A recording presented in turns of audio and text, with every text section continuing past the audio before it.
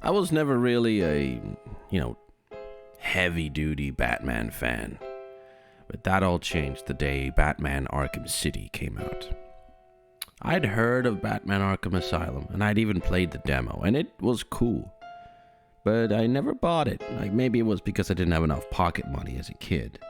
Anyhow, by the time I could buy a game, I saw my dad playing Arkham City on his computer. It was pulling me in, and I tried it with the keyboard and mouse, and obviously it wasn't up to par with what I was experiencing on the console, so I waited, and I got it on the 360. And I remember heading home watching that white cover art with Batman. He's got blood on his nose and is, just wiping it off. I was enthralled already. I was thinking like, shit, man. Like, I was looking at the cover art, and it was exciting me, man.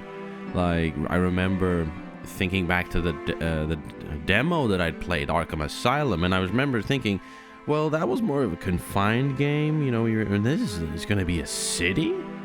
So I was really excited, He's after justice, and he's going to break as many bones as he can. And I say can because this guy breaks bones like breaking chicken necks at a farm.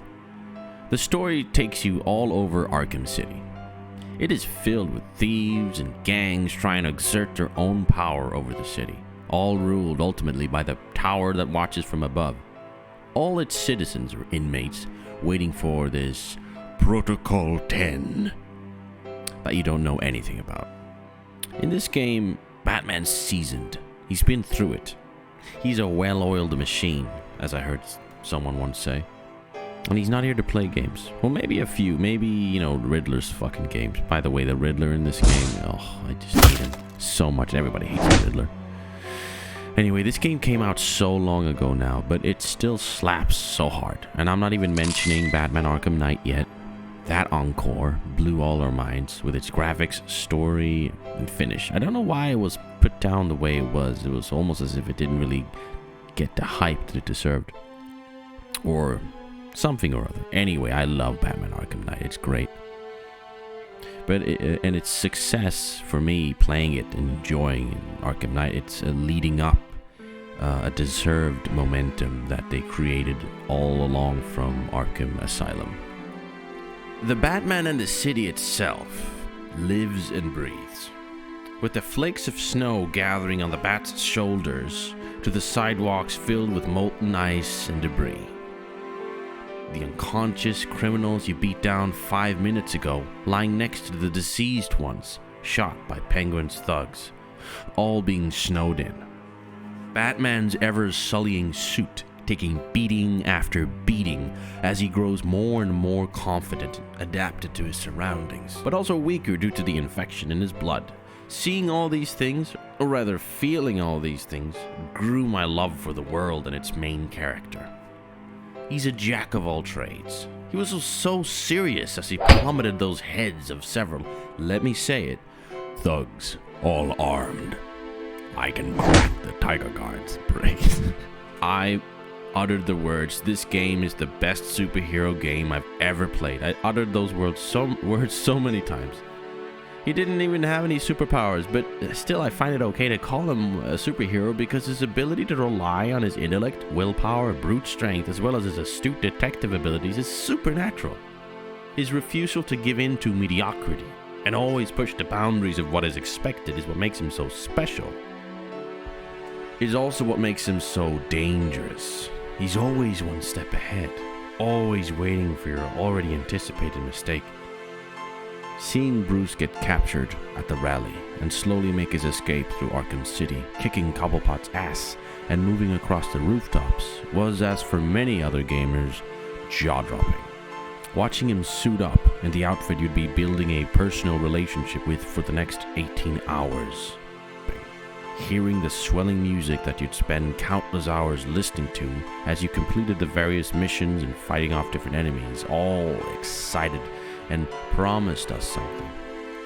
I remember being in the courthouse, seeing Harvey Dent about to execute Catwoman, watching the Bat being surrounded by countless enemies.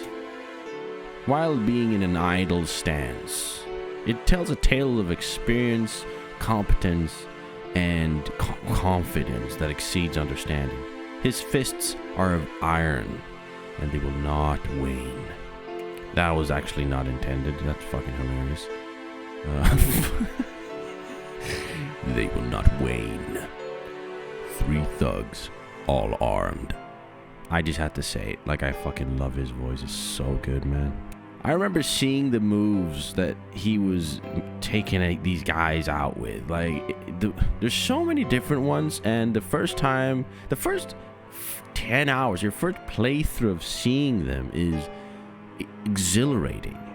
The bones you break. And then contrasted to his intellect during the detective part of the game. Like, Deadshot's killed another victim. Like, that whole fucking thing. Like, after he just breaks someone's fucking bones, he's like, oh, I found another body. It's just so, like, oh man, if you're not a Batman fan and you haven't, like, you don't really care too much about it, like, you gotta play this game, man. It's just so good. After watching the Bat for hours, counterattacking these poor, arrogant thugs dumb enough to charge him, your mind starts to wander. He's continuously bashing their heads in 5 minutes after the previous brain damage session. Not that you care at all while playing. Isn't that incredible? Depending on how you play, it's all these different rabbit holes you can go down and stuff. It's a joy to wear the cowl and inflict your own chosen style of justice as a player. But he also has a compassionate side for people, who at some point or other have been his adversaries, such as Mr. Freeze, Catwoman, and even Bane. He deals out a broad and stern stroke of punishment, but the treatment isn't always the same for everyone. Most of them try or consider betraying him at some point or other, but it always ends the same for the Bat, being on top. The Joker's been mentioned so many times, it's already been done. We all love Mark Hamill's performance, and the ongoing dynamic between the never-ending rivals. I could go on and on about how epic this game is. All of these Arkham games bring something to the table that makes you keep playing. What's sad is that after the last game, or the last real Batman game, Arkham Knight, they completely dropped the ball. Rocksteady's fall has been displayed all over the internet. You don't even have to play the current game, Kill the Justice League, to see what's happening. You just have to see it. The Gotham Knights game was a flop, and a downgrade from the previous title, Arkham Knight. You can't even compare the two. It's honestly a joke. I can't understand how they made this decision to downgrade the quality, the graphics, the story, like everything. Imagine what they could have done. A Batman Beyond game, set in a futuristic Gotham, where you would air glide your way through skyscraper tunnels with flying cars, running on the walls and grapnel hooking these flying automobiles. The possibilities are endless.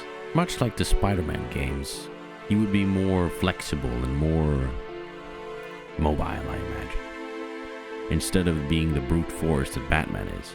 Instead, they shot Batman in the head in the most awkward death scene I've seen in a long time.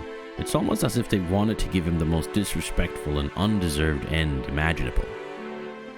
Why not just let him be unknown? Like, you don't know where he is, we don't know if he's dead.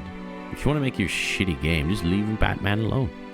Right now, the real fans of Batman have all found themselves in the comment section on Steam, revolving around suit mods, Batmobile upgrade mods, anything you could imagine. They put heart and soul into a game that's already got so much of it.